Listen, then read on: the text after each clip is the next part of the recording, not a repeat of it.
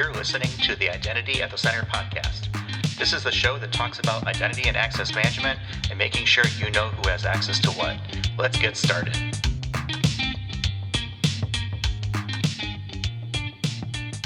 Welcome to the Identity at the Center podcast. I'm Jeff, and that's Jim. Hey, Jim. Hey, Jeff. How are you? Not so bad. Yourself? Good. Hey, chilling here in the podcast studio, recording our last session at the Gartner IAM Summit.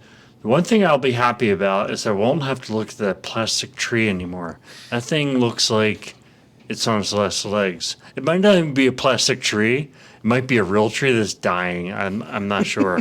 And there's like this one leaf that's like sticking straight out, almost like a cowlick or something. I'm not sure how that's happening, but yeah. I think they put it in here when they built the hotel. Well, at least you have like your view is looking out the window, at least some degree. Yeah. You can see out there. So I've been staring at Parthenon or something. I'm staring at thermostats on the wall, and that's pretty much it. And I see something weird. One is set to 69, which I certainly had set that to 66 earlier. And the other one looks like it's off, which that was definitely set to 66. And I know I'm a little bit warmer than I normally am. Yeah, I know I haven't been complaining about the cold, but I did not touch them, Jeff. I know better than to mess with your air conditioning. This is true. This is my hot button. This is my soapbox. Don't take away my AC. I'm paying for 3 AC units. I'm getting 3 AC units. That's the way I look at it. Yeah, the bathroom in the other room is cold. You're not even going in there. That's true. All right, so we're at the Gartner conference. Kind of the topic for this show is going to basically recap the final day, the whole conference itself. Shout out to RSM again for hooking us up with this suite, so you hear these nice, relatively quiet environments and good audio conditions. Suite. Oh, the suite, there it is. So yeah, shout out to RSM for that. Thank you so much for that. We've brought in our friend Pierce Chakraborty. He's our fellow identity nerd, identity professional. He's been on the show before. He was with us for episode way back in the day, number 86. Welcome back, Pierce. Hey, thanks for having me again. So we've worked together for, about a year and a half or so, and we're all in the same field, so we're all friends here. But how was the conference for you? Because that's one of the things. Let's start with there. Today's the final day. To be transparent, I have been in the suite all day. I haven't really had a chance to do anything other than that. So I missed basically the entire day. What happened today? What should people know about? So I think in general, the conference was a good starting point because before COVID hit, right? This was like the first time I think everyone got to see a lot of people in the last, let's say, 3 years. So the conference for me was a lot of good catching on people I just haven't seen in a long time, especially in person. But today's sessions were pretty good in the content. It was a lot more focused on kind of the wrap up and the future trends of identity, and they make sense, right? It's all theoretical. But today was, I would say, like the most content-less day out of the other days. Tuesday was packed. That was a day. But I thought overall the conference was great. I really got a good chance to see people I just haven't seen, like you guys. We've never met in person before, like we were talking about originally, which was crazy to me. So it was great to go ahead and do that. A lot of good vendors too. Identity changes, as you guys both know. So seeing all those new vendors and all those, and then getting set up with product demos and kind of staying ahead, I think that was all good stuff. Yeah, I had a fantastic. I mean, I've been tooting my horn about how much I've had a good time at this conference, how much I've learned. And when I say what I've learned, it's like there's information out there, there's ideas out there, and you combine them with kind of what your framework for how you look at IAM already is and how you can better serve your clients. I think one thing with what we do, right? We're like IAM generalists, I would say. Our field of focus is on strategy and roadmap development. So we need to know, Jim, no, as much as possible. We're experts on everything that ever happened. We're supposed to know everything, right? People expect that. We'll edit that out. But I think the takeaway, right, is that, there are some people who expect the roadmap to be like a very tactical project plan. And I've never thought that's what it is. It does have to be actionable, especially in the short term. You have to have, some specific chunks that you're taking on. But as the roadmap gets farther out, it has to be a little more visionary. And so that's what you get out of a conference like this is like, what's the vision? Where's IAM heading? It's not just where your organization. Now, obviously, your organization's roadmap has to drive you to results that the business can achieve and that the business can experience, but it has to be somewhat visionary as well, right? And so I think that's what we get when we come to one of these conferences, new ideas, a vision for where things are going in the industry, and then what we can do with what we do is bring that to our clients' roadmaps and strategies, combine that with our real world experience, but also kind of having a vision of what's next to come. And cutting through that chaff that's out there, right? I think we're right now, you come to a conference, you're hit with a whole bunch of different vendors. They're all the greatest things since sliced bread. They all do zero trust, and they're all Web3, and they're all decentralized, super duper, things. How much of that is actually real and will actually work in the real world? I think that's where the value for, people like us, we're trying to cut through that and what is real, what is actually going to work for customers. And the answer typically is there's a few different answers. And that's usually the hard part is there's several tools that could fit. What's the right fit? And I think having the opportunity to talk with, vendors, whether they're services or, implementation partners or middleware that kind of glues different parts of identity together, right? How does that puzzle fit together, which I think is really cool. And, I didn't get as much time to spend in the vendor hall as I would have liked to. There were certainly several vendors that I was trying to hit and just couldn't. But it was for good reason. It was hallway conversations. Pierce, what you opened up with was, seeing people that you hadn't seen in forever. You and I worked together, and the three of us worked together for a year and a half, and until now, well, actually until a couple of days ago, you were just a little square in a Zoom window or a Teams window, up until that point. I wasn't even sure if you were real. You could have been virtual, for all I know. But here you are, right? And it's the same thing. I keep going back to the story of Rosa. We worked in the help desk at Walgreens like 20 years ago, like literally 20 years ago. And, she joined the identity team, and now she's here as a manager of identity for a company. And it's great, right? I haven't heard or seen from her in forever. But, it's those types of connections and being able to see people in the space that I personally find a lot of value with. And, I'm willing to certainly sacrifice like a scheduled demo or a scheduled session to have that organic conversation. Any favorites, highlights, things that you kind of like, wow, that was really kind of thought-provoking or really interesting? So two, from a vendor perspective, there's just a lot of newer vendors that seem like they're coming out of the woodworks, but identity has a lot of trends. And, historically there was 4 or 5 that seemed to run a lot of identity across small cap, mid cap, large cap. But now that's clearly not the case. I mean, just going to that vendor hall and seeing all those booths were... the first opinion I had was that's a lot of talking I have to do with a lot of people, which is weird because some of those people who are company A are not company B, C, D, D. So I was going in, I'm like, oh, hey, long time no see, blah, blah, blah. So I thought, to your point, one of my biggest highlights, seeing everyone in person, sure, but seeing the vendor hall and actually getting some more in-depth conversations because clients count on all three of us to be experts in stuff that has not been around for that long. That was pretty eventful, especially with the smaller companies. I would say from a session perspective, there were a lot of good sessions out there for sure. I would say my personal favorite, there's one on cloud security on privilege, and privilege account management and cloud is complex. There are, for any non-human cloud-based accounts, there is a lot of complexity that goes into how they're managed because traditionally, 10 years ago, it was impossible to manage them. So there was a more technical conversation focused on how Azure works and what can't you do, what can you do, that frankly was a good indication of what I think Gartner is and should be, is, a mix between, it wasn't like, oh, here's why identity is important. Me personally, I don't like conferences like that because of course we know identity is important, right? We wouldn't spend all this money to be here. But that one was probably a good balance of true technical and true outcomes where I felt empowered to kind of get what they were saying, do some independent research, and then help my clients kind of see the light of day. Jim, what about you?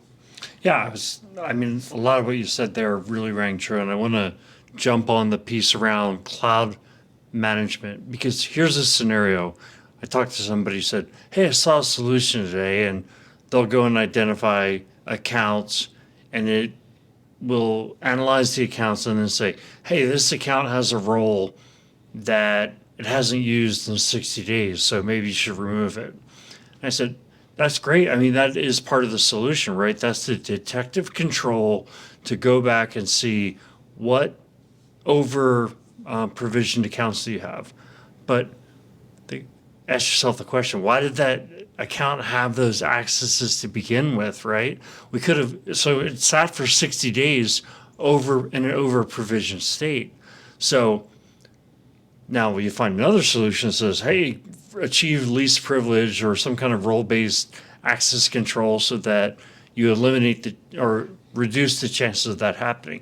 That's great. So those are kind of, even if you just took the human account scenario, then you have the non-human accounts. So what I think when it comes to cloud access management is there's really not one solution out there that is snap your fingers going to cover all of these preventative and detective controls. You need to have a framework that addresses that issue holistically. And I find that's true not only with cloud, but also with several other areas of IAM management. And then I want to go back to something that Jeff said, which was talking about zero trust. And we talked to somebody today about identity threat detection and response. Again, kind of frameworks. And they're starting to become punchline party jokes, right? Like, oh yeah, I guess you're zero trust, which would be terrible if that's where we end up, because these are legitimate frameworks and legitimate approaches. Because like, what if you talk to a client now and they say, oh yeah, well, we're fine because we have a firewall and it blocks all the, basically the only people who get to that service that doesn't have authentication or has basic authentication are our employees, and we trust all them. You'd be like, oh my goodness, like, did you fall asleep 10 years ago and just wake up? Like, so zero trust is very serious, right? And I know I'm preaching to the choir, but I legitimately think we potentially have the opportunity that, or the risk that becomes a punchline. Well, I think it's part of our jobs is to cut through all that crap. I mean, I chuckle to myself because I open up the app, and I will not name and shame, but this thing pops up and says, "Oh, we're the zero trust thing." Really? I mean, no, you're not. I mean, frankly put it, that's the real part of it is there is so much overuse of these buzzwords, zero trusts. We talked with Head Kovats today from Silverfort, and that'll be a future episode that we air. And I asked him the same question. What happens when these terms become overused? And we talked about it at the RSA conference. Good news, zero trust is solved because literally every product at RSA conference earlier this year was a zero trust solution for something. I feel like we're headed that direction with other things like ITDR. I'm hesitant around like the KEAM space, cloud infrastructure entitlement management. It is a valuable space and thing that needs to be solved for, but a lot of these companies are just slapping marketing terms on it and not really explaining what it is they do or how they fit into the framework, because that's what it is. It's a framework. It's not a product that you buy that solves something. And I get concerned when I see that out there, because if you don't know any better, you're going to fall for that, and then you're going to be very disappointed when you get a product and say, well, I thought it would fix all my problems. Yeah. And that's not the way it works. Yeah. How about lowlights? Anything, and I don't want to name and shame, but were there things that you were surprised by that like wasn't represented, or that you felt like you just don't agree with? I started off right there with the whole buzzword bingo. Yeah. Anything that you thought, Pierce? Well, first, my flight was delayed for 10 hours. So that was a low light. Yeah, so that was probably the biggest low light I could have asked for. But I think from a conference perspective, I would assume that it was mostly focused on, there was a little bit of buzzword bingo going around throughout the whole conference. And I think, I think I said this earlier, but telling a bunch of people who are identity experts why identity is important, to me seems like, just a waste of time. And again, not to name any names, anything, I think it was interesting to watch the different levels of complexity that was told during the sessions. And whenever we had an instance of a session that was more focused on what I would call marketing than true identity and topics and true thought leadership, those are what I would call my lowlights. I might have now left 3 of them. So, but the good news is at Gartner, there's multiple sessions at any given time, so you can go in and out. And those presentations, you could also do what I do and just take a bunch of photos during the whole thing. Well, I think that's part of the flexibility too.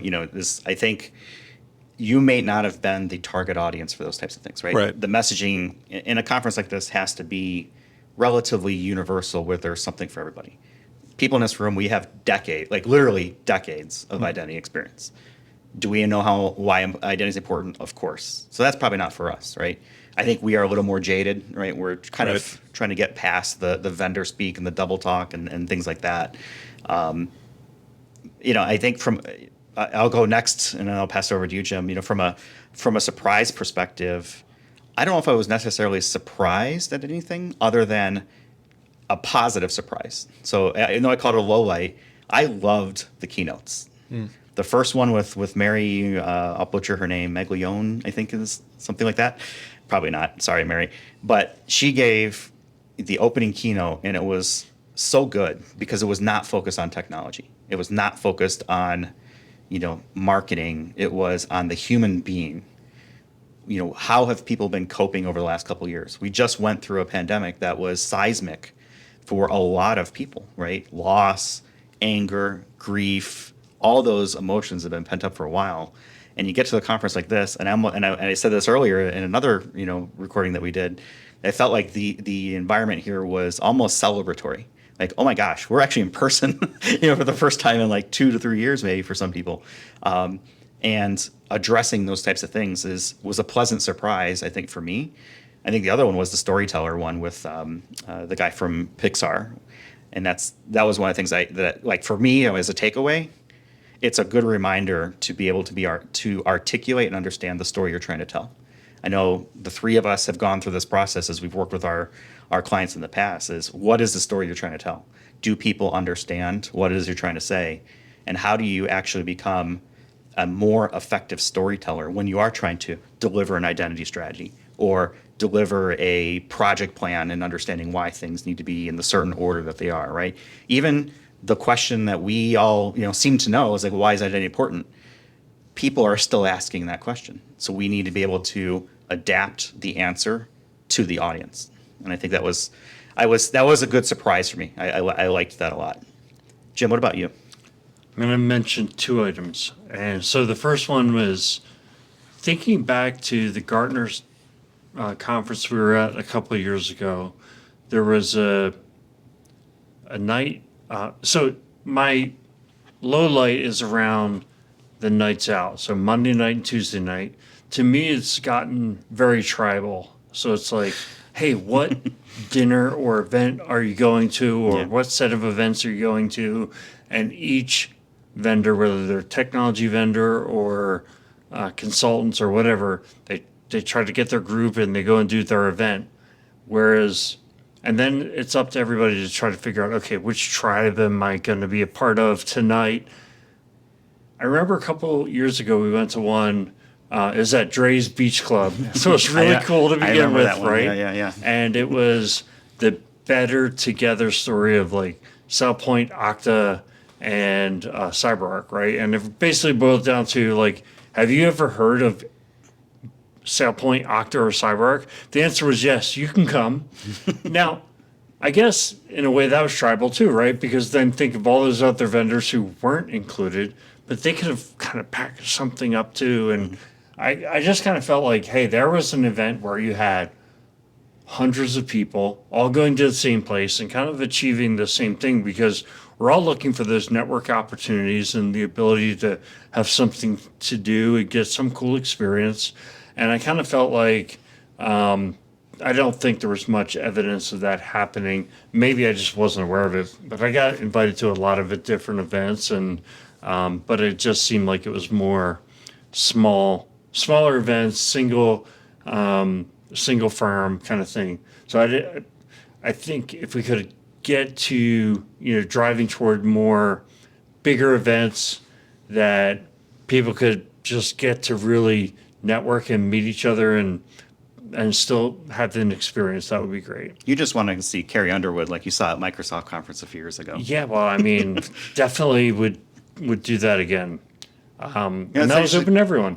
You bring up an interesting point, and I think that competition for time, right? We all have people that you're here for different reasons, right? If you're on the business side, a vendor, consulting, whatever it is, you're trying to find clients, potential clients, make networking opportunities, those sorts of things, and try to invite them to your thing.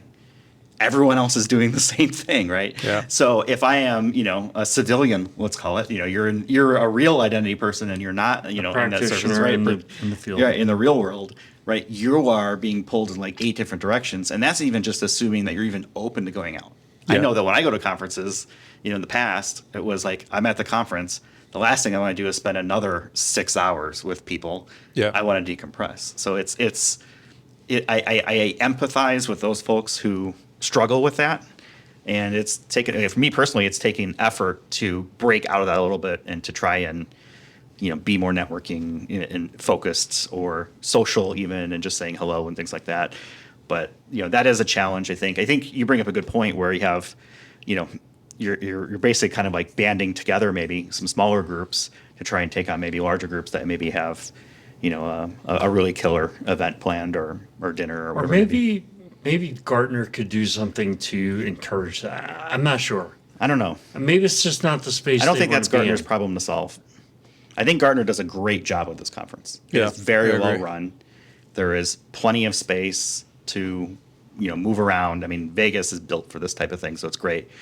I appreciate that it's in the same place. So once I get past the first, couple hours of remembering where things are, it becomes second nature and things like that. So, from a logistics standpoint, I thought that was great. Like, no problems whatsoever there. The issues are typically first world problems, right? Oh my gosh, I've been invited to too many free dinners tonight. What am I going to do? Right? Stuff like that. I mean, Pierce, from your perspective, like, we're all in the same business, and what are any thoughts around sort of what we've been talking here? I wish this was at the Cosmo so I could keep getting my Marriott points first and foremost. Well, Jim and I, we did stay at the Cosmo, so we trek over to see this. But I agree. I think Vegas is a great destination for this. It's definitely made for this.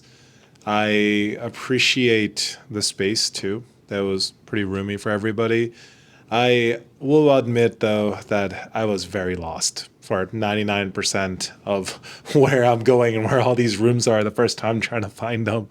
But aside from that, I think Gartner as a whole did an excellent job. And the after, I agree with you that the after parties were not far a dozen. There were plenty. And a lot of it was marketing parties where it was more focused on biz dev and, relationship building. But at the end of the day, I agree, it's all first world problems starting to decide, hey, which expensive venue do I want to go and get fat at? And I'm getting fat already. So which one do I want to get even fatter at? So it was all just a great, great time. And to your point about being a civilian here, yeah, I do empathize with you. If you are a buyer of identity, right, and you're a practitioner, you are probably getting pulled in 2 million directions left and right. And if you are coming here to learn an identity, because there is, frenemies, right, as you call it, I do think from a solution perspective, you hear a lot of different things from these solutions, and it's hard to actually make up your mind independently by even some of the sessions, right? It'll be like sponsored by X. And of course, when it's sponsored by X, they will talk about their solution offering. So I do think Gartner did a great job, but that's an identity practice. I think we need to figure out how to make that a little bit more easier for people. And hey, at the end of the day, Gartner does have magic quadrants, right? So you could argue that's probably Gartner's strategy to why they should listen to him. I mean, Gartner are tastemakers, Yeah. right? They put out the Magic Quadrant, and for better or worse, a lot of organizations sort of look at that as the source of truth, so to speak, for different products.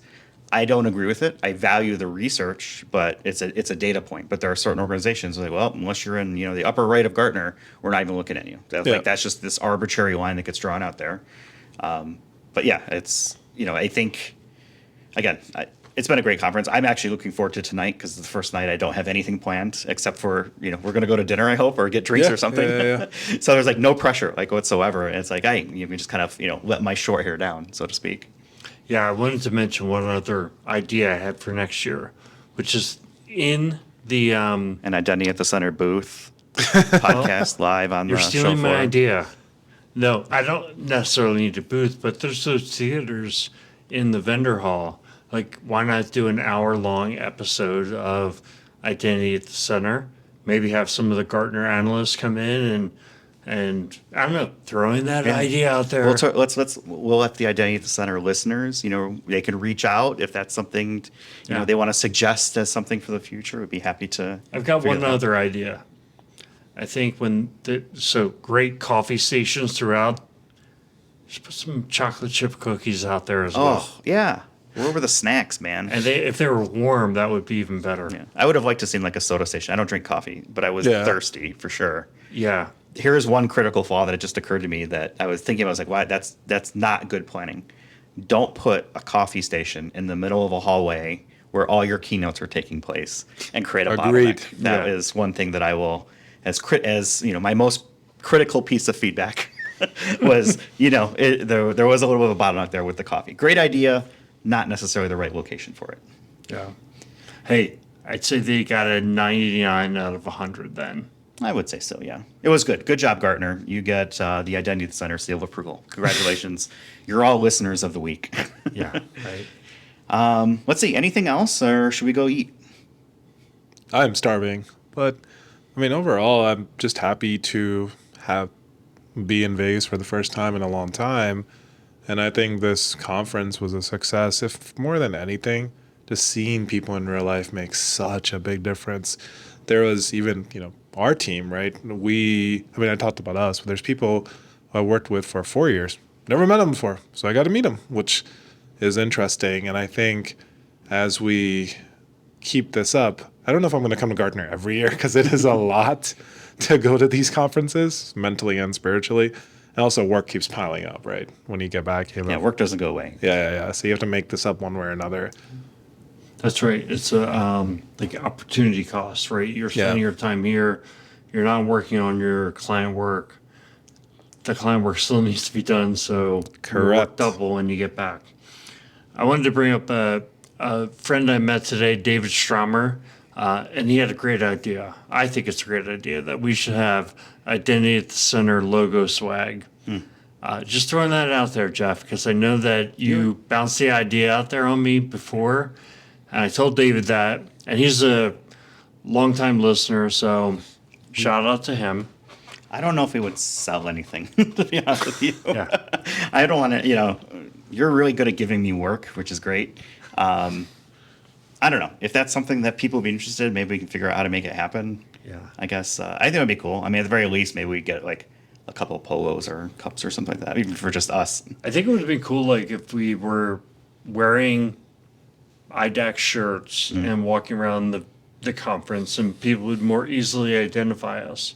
Because David said, so I sat down at his table and we started talking and what do you have planned for today? Oh, podcast. What podcast? Identity at the Center.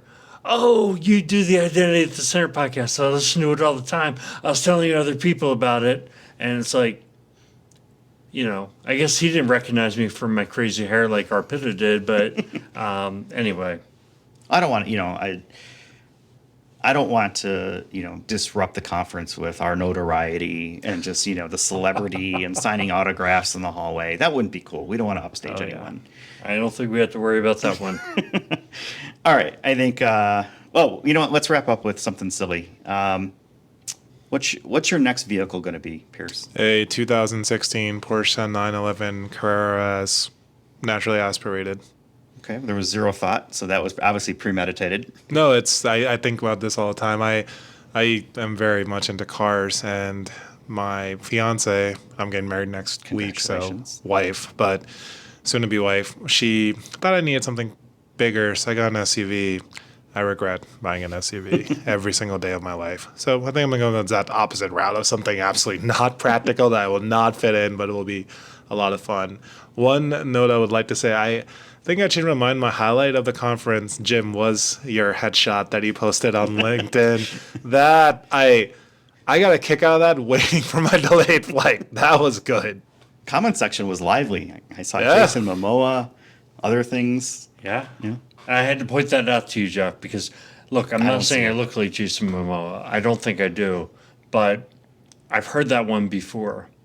And I think it's just the crazy hair and, being jacked. Yeah. Totally. And humble. And humble. Jim, what's your next car? So I'd like it to be the F-150, what do they call it? The electric one. The Lightning. Lightning. F-150 Lightning, yeah. yeah. That's. But Join- there's like get a in line. 3-year wait list, and I can't wait 3 years. So I pretty much decided I want a pickup truck. So I think I'm just going to go with whatever is fuel efficient or will, That's an hold me oxymoron over with until the Lightning. With a pickup truck. Fuel efficient and pickup truck don't go Yeah, together. most fuel efficient possible. But yeah, I want the Lightning, but I mean, I can't wait 3 years. So you're much more practical. Like Pierce went all out with his Porsche, Yep. which is that's impressive, dude. I Yeah. want my next vehicle to be either the new Polestar Roadster that they announced or the Tesla Roadster. And everybody knows I'm an EV junkie. Yeah. But both of those they look so sweet. They are sweet cars. Very expensive sweet The cars. Polestar has a drone that That's pops out sick. of where the spoiler is Oh, get and out. acts as like a secondary camera and like a chase cam. I mean, come on, that is some then it James docks Bond itself stuff. after it's done. Yep. Oh, I don't know if it'll make it into the production version, but the concept version has a drone. You look it up. I don't have the in front of me, but it's the Polestar Roadster that they have coming out. It looks dude, badass. That's cool. Yeah. All right. Now that I got everyone drooling, let's call it a week. Let's go get some dinner. Really appreciate Gartner putting on such a great event. Looking forward to the next one, and appreciate everyone who came up, introduced themselves. It's great to hear from listeners. We had a great show the other night where a bunch of listeners came up into the RSM suite and we entertained and put on a great podcast episode. And some people got to see how the magic is made. So really appreciate everyone contributing to this. Pierce, thank you so much. Yeah, thanks for And, having me. Yeah, let's call it a week. And thanks for listening, and we'll talk with everyone in the next one. Thanks for listening to the Identity at the Center podcast. If you like what you heard, don't forget to subscribe and visit us on the web at identityatthecenter.com.